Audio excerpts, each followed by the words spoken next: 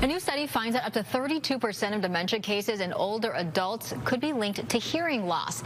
In today's Weekly Wellness, I sat down with audiologist Gary Cote to talk about what you can do to lower your risk. Gary Cote, thank you so much for joining us. Thank you for having me. And we want to talk about this new study. It's pretty interesting here. It's out of Johns Hopkins. It links 32% of all dementia cases to hearing loss. Can you talk a little bit about that association?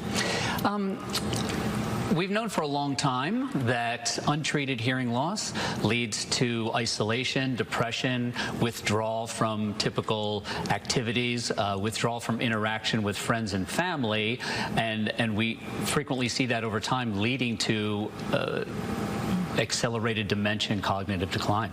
And then in what kinds of ways have you seen cognitive decline at your clinic? You've been there for a while. Yeah, I've been in South Bay Hearing and Balance in Chula Vista for 31 years now. And so we have long-term relationships. I've had patients where we've had 10, 15, nearly 20 years.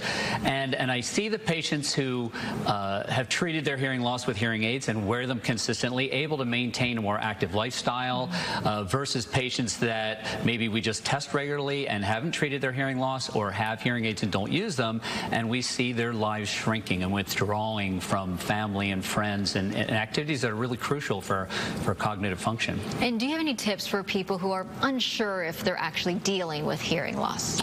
Well, first step is to get a hearing test, and it's pretty accessible. It's pretty easy to find a clinic that will do a hearing test and give you a baseline, and then it's important to have an annual hearing test to track the stability of that. Is it stable or is it continuing to progress over time? And what age should you be doing this at? I think a good age to have your baseline is probably at about 65. The recent study from Johns Hopkins followed patients from the ages of 66 to 90 that all started with initial baseline of no dementia whatsoever. So I think 65 is an ideal place to at least get a baseline check. All right, all important information. Gary, thank you so much. Thank you very much. Appreciate it.